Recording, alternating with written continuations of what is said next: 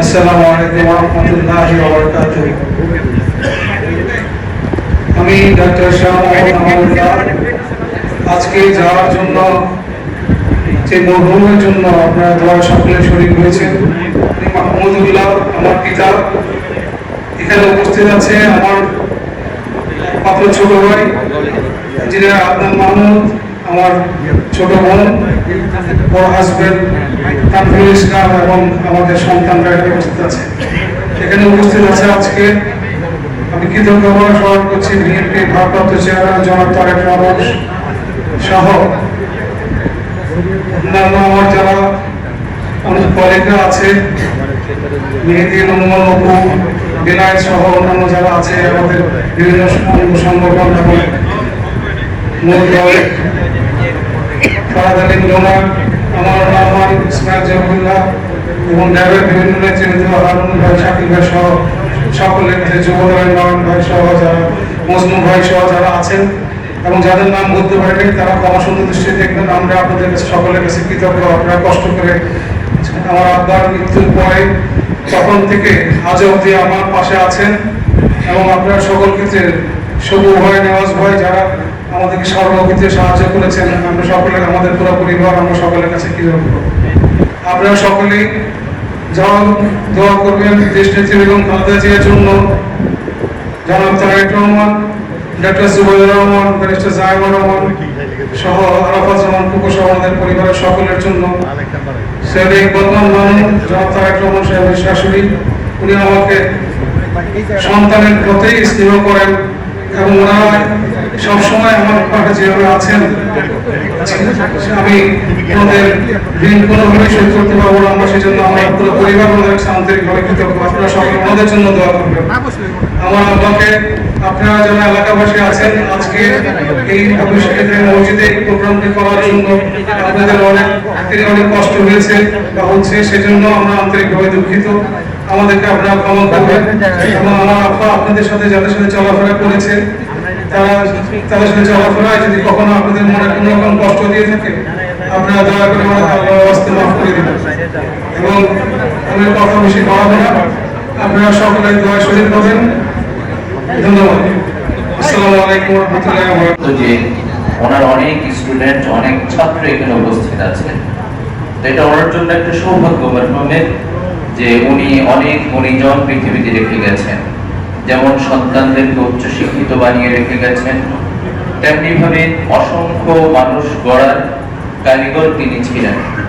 এখন সবকিছু স্বার্থ কেন্দ্রিক, বাণিজ্য কেন্দ্রিক হয়ে গেছে, কিন্তু একটা সময় এই শিক্ষকতা সহ প্রত্যেকটা পেশাই অনেক মহান, এখনো শিক্ষকতার পেশা মহান, কিন্তু কেন যেন আগের অবস্থানটা, আগের সেই ঐতিহ্য, আগের সেই সৌন্দর্য, আগের সেই আন্তরিকতা এখন হয়তো ওইভাবে নাই, কিছুটা হলেও ঘাটতি আমরা দেখছি।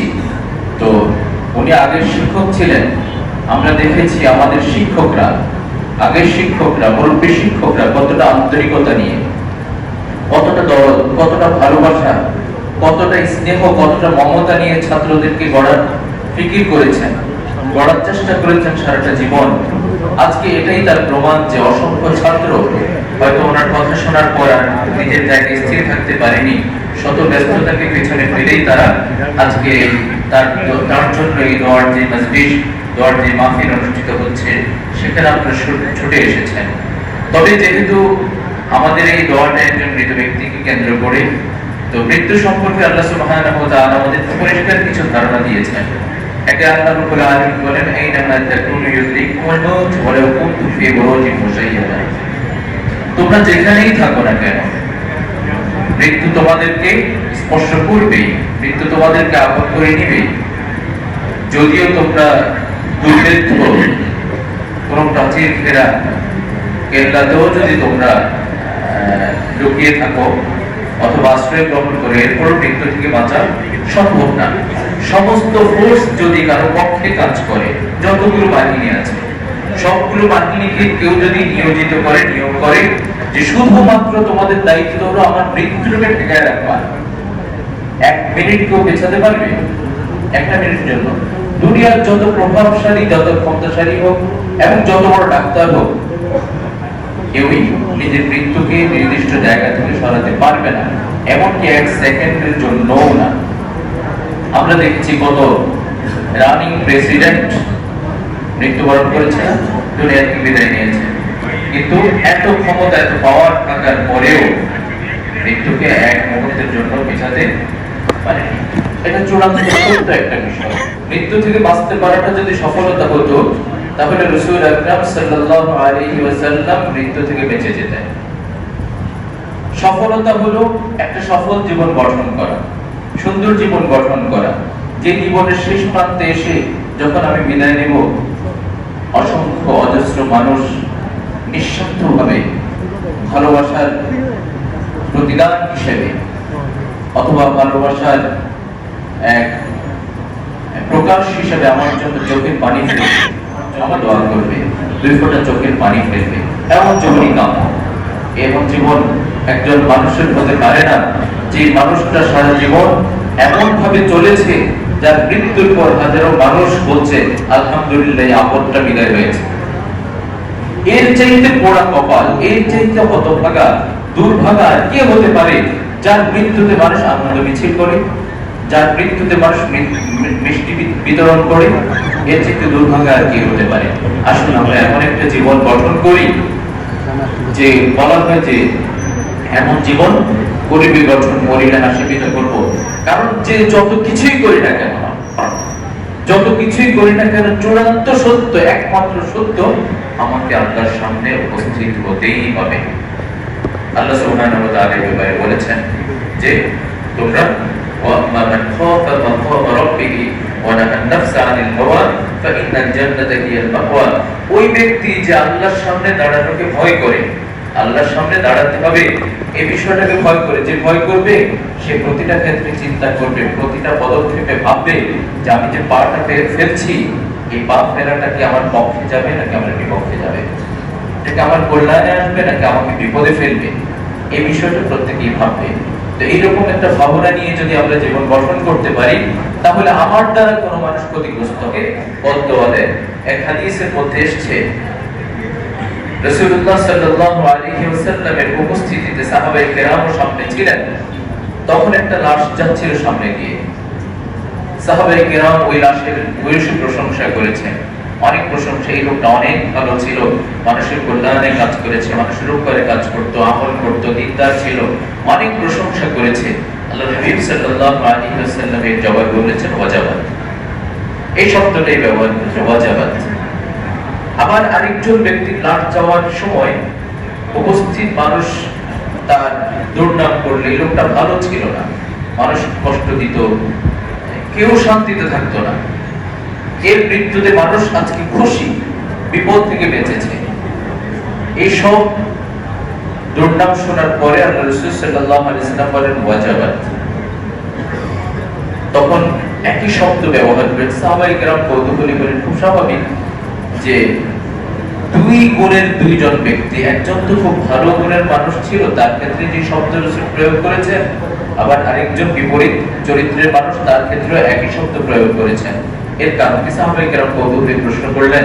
রাসূলুল্লাহ সাল্লাল্লাহু আলাইহি ওয়াসাল্লাম বলেন, যার প্রশংসা তোমরা করেছো, যেই মানুষের ব্যাপারে সবাই এক বাক্যে ভালো বলেছো, এর ব্যাপারে আল্লাহর সিদ্ধান্ত জান্নাত। সুবহানাল্লাহ। আর যা দুর্নাম করছো, যে লোকটা খারাপ বলে সকলের কাছে পরিচিত ছিল, এই লোকটা, তার জন্য জাহান্নাম ওয়াজিব হয়ে গেছে। তো তখন রাসূল বলেন, তুম শুহাদাউল্লাহি ফিল আরদ, তোমরা হলো পৃথিবীর মধ্যে আল্লাহর পক্ষ থেকে সাক্ষী। তোমরা যার ব্যাপারে স্বতঃস্ফূর্তভাবে বলবে যে এই মানুষটা খুবই ভালো ছিল, তখন এই মানুষটা আল্লাহর কাছে ভালো হিসেবে গৃহীত হয়। আবার যার ব্যাপারে তোমরা বলবে যে এই লোকটা খুবই খারাপ ছিল, তার ব্যাপারে আল্লাহ সুবহানাহু ওয়া তাআলার সিদ্ধান্ত জাহান্নামের হয়ে যায়। আল্লাহ সুবহানাহু ওয়া তাআলা আমাদেরকে যেখানেই আছি না কেন, একটা সফল জীবন যাতে আমরা গঠন করতে পারি, মানুষের কল্যাণে কাজ করতে পারি, ভালো কাজ করতে পারি, আল্লাহর নাফরমানি থেকে যাতে আমরা দূরে থাকতে পারি, আল্লাহ এবং রাসূলুল্লাহ সাল্লাল্লাহু আলাইহি ওয়াসাল্লামের পরিপূর্ণ অনুসারী হিসেবে যাতে আমরা এই পৃথিবীতে বসবাস করতে পারি, এবং পরিণামে আল্লাহ সুবহানাহু ওয়া তাআলার কাছে আমরা খুব ভালো কিছু প্রত্যাশা করি। আমার বন্ধুর আজকের এই দোয়া মাহফিলে উপস্থিত হয়েছে, জানাজা এসেছিল। সে আমার স্কুল লাইফের বন্ধু ছিল, আমার কলেজ জীবনের বন্ধু ছিল। বাচপান কা সাথী আমার পুরোনো দিনের স্মৃতির কথাগুলো, একত্রে কিভাবে স্কুলে কাটিয়েছে সেই কথাগুলো, বিপদে আপদে বন্ধু একে অপরের কাছে এসে যাওয়া, আমরা একান্ত খুবই আনন্দ ছিলাম। সে প্রথিত যশা শিক্ষক ছিল, স্বনামধন্য প্রধান শিক্ষক। তার কর্মজীবনে সে সফল হয়েছে, সুনামের সঙ্গে সে কাজ করেছে। আমি তাকে নিয়ে গর্ব করি। তার পরিবারের সঙ্গে আমার ঘনিষ্ঠতা ছিল।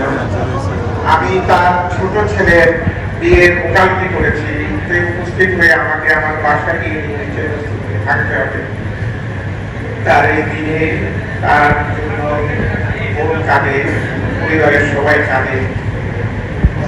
আল্লাহ তাকে বেহেশতে খুশি করো, তার সমস্ত গুনাহ মাফ করে দিয়ে আল্লাহ তাকে সর্বশ্রেষ্ঠ আসনে তাকে প্লেস করো, এই দোয়া।